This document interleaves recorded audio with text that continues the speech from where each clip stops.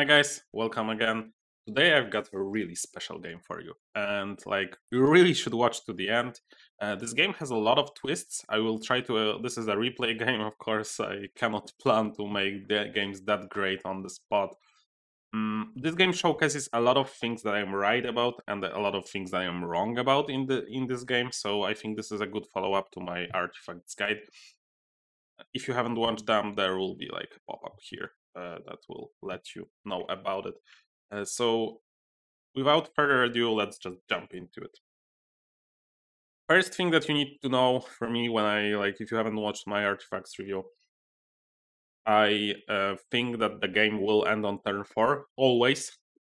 I basically don't even think about turn 5 or turn 3, I just aim for turn 4. And because of that, I think Elvish Bow is very good and very flexible. I really like it, so I'll just take it. The other one that I will consider on this hand is Prism, but I think Bow is just a little bit more stable. So here, again, just because games end by turn 4, Athanor is one of the ways that you can really use it for. Fountain of Youth and Hand of Glory I value much less, and I would I just value Athanor more. And I don't. I also want to have an Athanor, and I don't want my opponent to have Athanor. So Athanor feels like a natural pick to me here. Here, I think neither of those cards are getting played, but there is slightly more possibility of Dragon Egg just being played as as like 2 gold for 1 point. And on the last one we received Hand of Glory.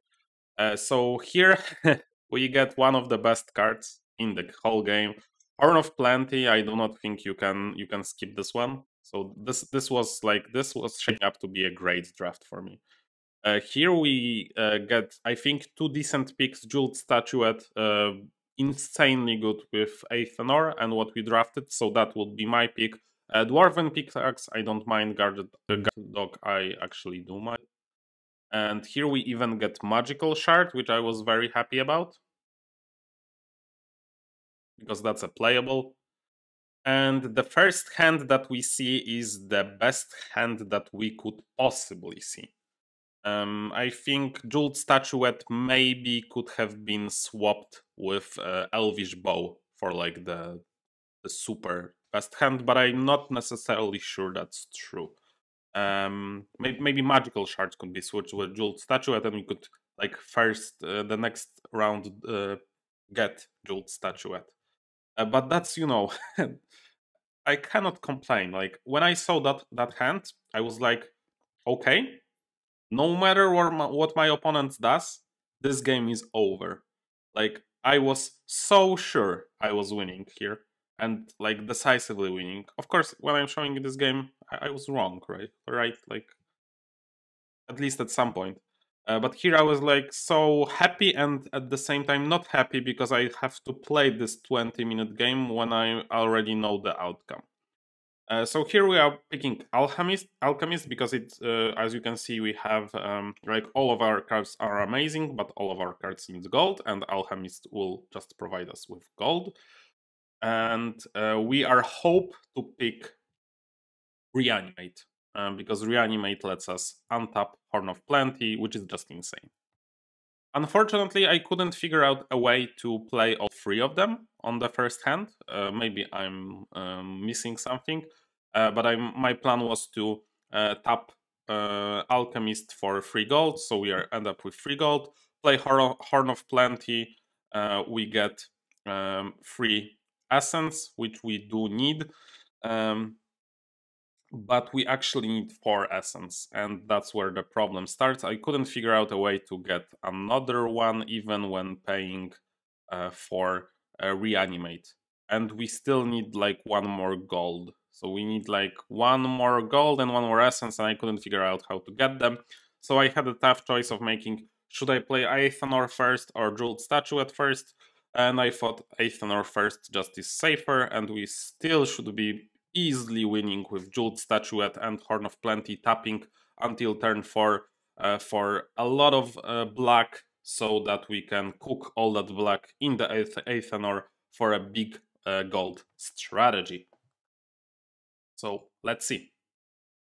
He picks alchemy, which I was like, okay, sure, maybe let's just zoom out a little bit. I was like very happy. Okay, you can have your alchemy. He was probably with alchemy going for alchemist tower. It's even in the name. Like they tell you what to do. And alchemist tower. This is a card that, like, this is the place of power that I do not value highly. Like I know a lot of people pick alchemist tower. It costs 6 and gives you 3 each turn, so you end up with +3. So I guess that's good. But you know, you have to do a lot of setup to pick those alchemist tower turn 1. It's, if you use the ability a lot, then I guess it's quite good, but I haven't seen it used that much. And the reaction, because the dragons are so sporadically used, let's say that, in the base game, I think it's not a great advantage. Like I think I haven't lost to Alchemist Tower, and I was feeling very, very confident. But of course, foreshadowing, I might have been a little wrong. So, I of course pick our reanimate here. That was my plan going into this game. I'm very happy that it's there. I'm just tapping for gold, so you know, just usual stuff. I'll just play Horn of Plenty. My opponent is actually discarding cards to get some kind of thingies. And I was really unsure what he is doing, but yeah. Let's just see what we can do here. So he gets the Alchemist Tower. I get the Athanor in play. He gets a card. I tap. He plays a pickaxe. Nothing that exciting here yet. I do get some value. I'm generally interested in red and black. Red I need for Athanor. Black I just need for the combo with Jeweled Statuette.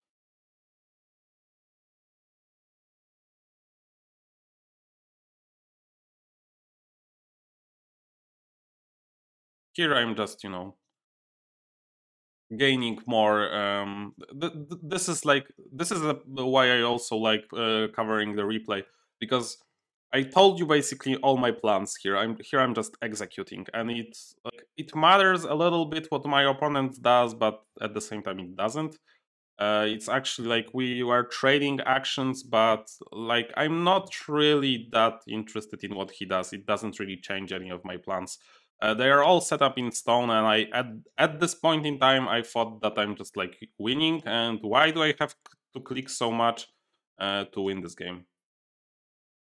I'm just throwing cards for even more resources, or for gold to play Jeweled Statuette. Playing Jeweled Statuette, and as you can see, like my black will be insane. Here I make a small mistake. I should have picked Calm Ilan here, I think, because then I will have a chance to play Death here in the next round if there is nothing good for me. So I think this is a small mistake that I make here. Here Elvish Elbow will not pay for itself, so I will not play it anymore. And soon I think the twist will come. Okay, so here comes the twist. So I haven't seen Treant in draft. I think he first picked it in the second round of the drafting. And as you can see right now, I have 7 black.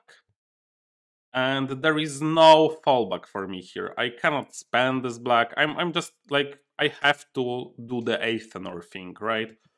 So here I will just, you know, get more black. And, you know, Treant, we are in round 3. Treant will get probably, like, oh, for sure, he will get 2 taps. So he will get insane amount of red. Right now, he's unable to use this red efficiently. Like, I guess Cursed Forge is something that he can play, but he doesn't have a stable gold income yet, so that's troubling. But we will see with the next twist what will happen. So here I was unhappy, and now I'm starting. This is like a psychological thing that I can do. I'm starting with the smaller blacks right now, hoping that he'll just, he's eager to just tap Treant. Whenever you get 8 resources in this game, you gotta be happy. But of course, if he will be more patient with the Treant, he would get much more than 8 here. But I think he taps right now, yeah. So he gets 8. So Treant is already doing great, and he'll just do better. Here I'm just placing, like, I'm just getting black. This is not advanced strategy, guys. This is just boring. Get as much black as I can. And here is one thing that I do well. I noticed that he has troubles converting this. Like, he has 23 red resources. Like, 23 red. Have you ever seen that? I haven't. And he has trouble converting this into any kind of points. And that's one thing I like about this game, is that it's not about who gets most resources, it's who has like the greatest engine. That's what drew me to this game in the first place. So the best thing that he can do with the magical items is to convert them with the alchemy. So I just steal that. I'm not going to use it. I'm just stealing it from him. And I thought that this was actually quite clever. And I felt, honestly, still think I was winning here. I was quite sure. I was like, doesn't look like he's doing anything. Like, okay, he has a lot of red. But here comes the prism. And Prism has the second ability that's normally not used that often, I think like once a game, but here it's suddenly a lifesaver. Because suddenly he can have a lot of free of the things, and maybe he will win with the Alchemist Tower. So I was scared at that point, but I thought I'm still going to be able to do stuff. Here I think he makes a mistake. I think Cursed Forge here is not efficient enough for him. I think like Sacrificial Pit would have been probably better. And here I think is what loses, eventually makes his points worse in the game. Yeah, so here he converts. No, he actually doesn't convert. He spent a lot on this, and he actually just uses the first ability. Also not ideal in my opinion. So okay. And here is where I basically start playing the game. Like after round 1, I think this is another like okay, round 4. This is where we make choices here. Because I can tap Athanor and get a lot of gold right now, but the problem is how much gold do I need? So I was really unsure what he still has in hand. Like I wasn't focused on the game until he played Treant. I was literally not paying any attention to the game. I was just like click, click, click, click, click. Okay, okay, okay, okay. But then with Treant, I was like, okay, maybe I have to think about it. So here, I expect him to just tap Treant. So I think like I couldn't make the same psychological trick here. I think I needed to threaten from 20, just because like if he doesn't tap, then I play a Athanor. I tap out and I win like this. If he taps out, then I tap out all the way to get as much gold and just win that way. Because as you can see, he has access to like 1 gold right now. He can throw 2 more cards, so he at best right now has access to 3 gold, which is not enough to even steal one of the cards from the monument deck. So here he taps out. I expected that, so here I thought I'll just play the blacks. And here is where I want you to pause the game and think about a real clever plan by my opponent that I completely missed because I wasn't enough focused in this game. And that the plan is very good. I have completely missed it. And like, think about how best to win this game from my opponent's side. I'll give you like 5 seconds. I don't know if it was 5 seconds, but I'm going to reveal the plan right now. As you can see in the places of power, there is something called Sorcerer's Bestiary. And it looks like total crap, right? But it has a great ability. You can check the victory now. So if he gets to 10 points, and right now he has a lead on me, and he'll continue to have a lead on me if I continue to waste my time gaining 1 gold from Magical Shard, then he is probably having a lot more points. He can get to 10, just win right now, and I will end up at like 14, 16, but it doesn't matter because I don't have the tempo. And this is something that I like about this game also, that this check victory now, it creates a unique timing issue. And here I like completely missed it. I was just looking at points, but you actually have to remember that this is here, and also all on the Coral Castle. I think that's what's called. There is one, and that's even better because there is a lot more points here.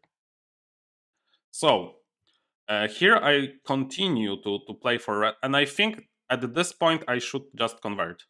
I can get 4 more, but I think in the next one I should convert. But of course I'm bad and I didn't. Here I was like Sacrificial Pit. He can sacrifice Treant here. So that's something, again, working for Treant here. And one of the reasons that Treant is actually a good card, and I probably should have rated him at least 4 stars. I think I gave him a 3 star, and that's too low for our man Treant here. Look how like he's carrying this game on his tree back, you know, like on his leaves. He's just, you know, my opponents has done a lot of stuff, but it's actually just Treant making money for Sacrificial Pit that will sacrifice him. So look how devoted he is to winning this game for my opponent.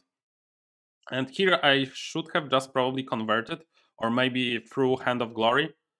But you know, I just threw Hand of Glory. Here I was surprised by that. Like he converts green into 1 point. I thought he's for sure destroying Treant to get 5 gold and to use it for Cursed Forge. Like, I don't know, did he miss that? I think that was a missed opportunity by him. But it's okay. Like I thought that Cursed Forge was for that, but yeah, obviously here I'm wrong. If he does this, let's count how many points he will have. He will have 1 less from this, but he will have he's able to gain 5 more, I think, right? Maybe 6 more. So plus 5, so he would end up on 12. So that seems like kinda good. If we figure out a way to also include Sorcerer's Bestiary, there is a chance for him as well here. But of course, if he taps out Treant, it's a lot slower using Cursed Forge. And Sorcerer's Bestiary counts the beasts, so Treant sacrificing is also 1 point less. So maybe that's like that's a tempo disadvantage. So that's a plan that he wants to use if he doesn't want to use Sorcerer's Bestiary. And obviously he wants to use this Place of Power. So here I was still tapping 26. I wanted to get to 27 just to have 24 plus 3 for the Place of Power that cares about sacrificing 3 gold. I will link it somewhere here. And now 27. He converted with Prism. I tap out. I have 27, and he gets Bestiary. And I was like, why is he getting Bestiary? Let's check. He has 9 points. I was like, oh my god. I was like, am I done? He just needs to Dwarven Pickaxe, Cursed Forge, tap Bestiary, and he wins. So I have 2 buys, right? Maybe 3 buys.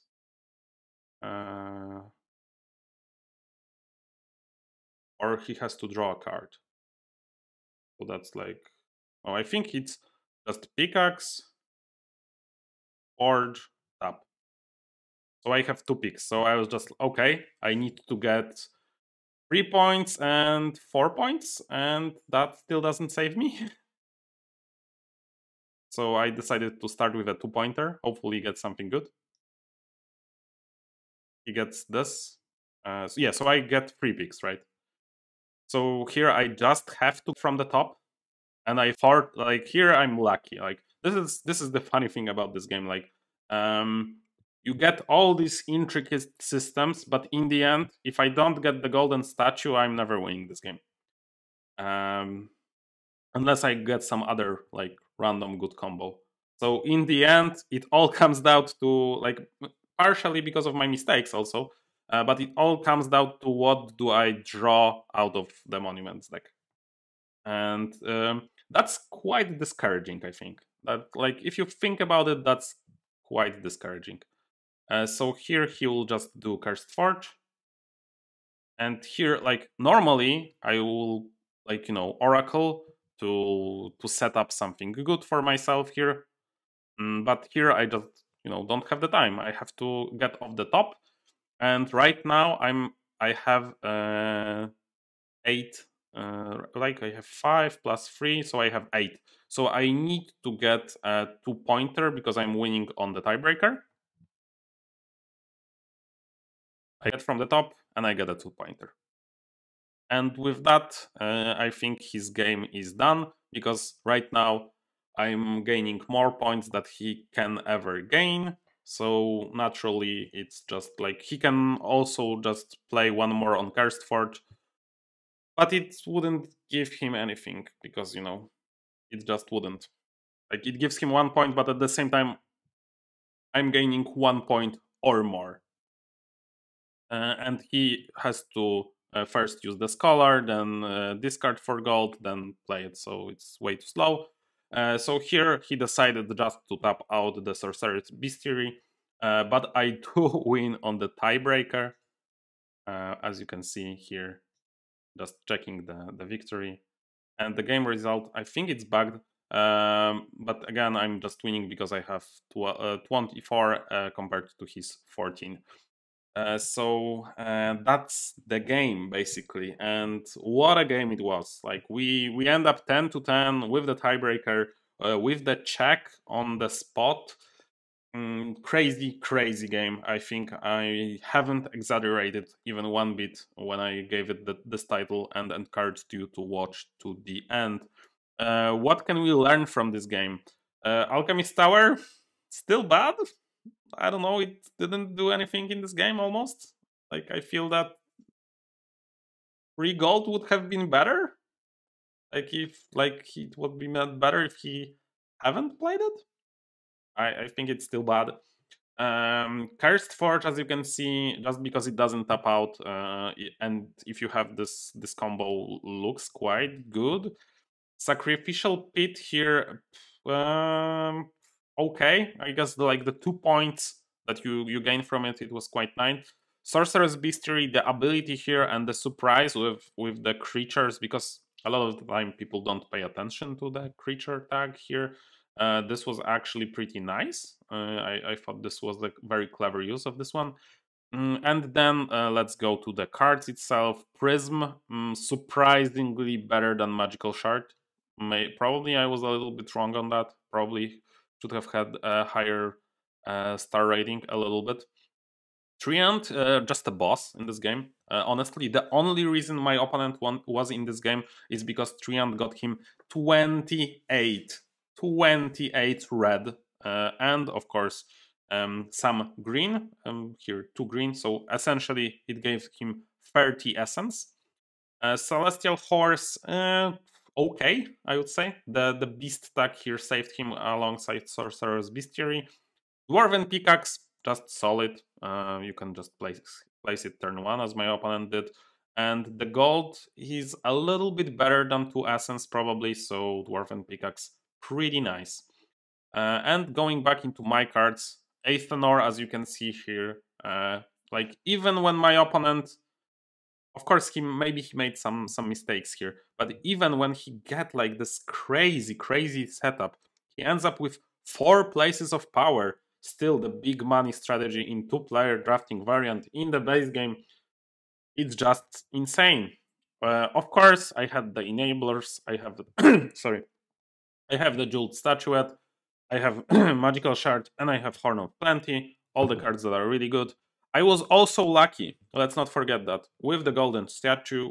And I think, like honestly, for me in this game, if you are playing this game in real life, and you are kind of struggling with this, like you, for example, you stopped playing because you got bored of the because of the big money, because this strategy is boring. Let's not kid ourselves that, like, it's fun to do once, it's okay to do twice, but if you are doing it's like 10 games in a row, when I'm doing this on ladder, it gets boring really quickly. So one thing that you can do is use the expansion rules that I will have on the screen right now. And also one thing that you can do is actually take out golden statue, for example, or take out pyramids from the or take out both. And then the gold stats will be worse, and you will have much more playing with the places of power, with the tapping, with the timings, and I think you generally have a better time playing this game. Because I do think sorry guys, golden statue and the pyramids are a bit too much, just a bit. But you know, I'm still very happy that this game was on BGA.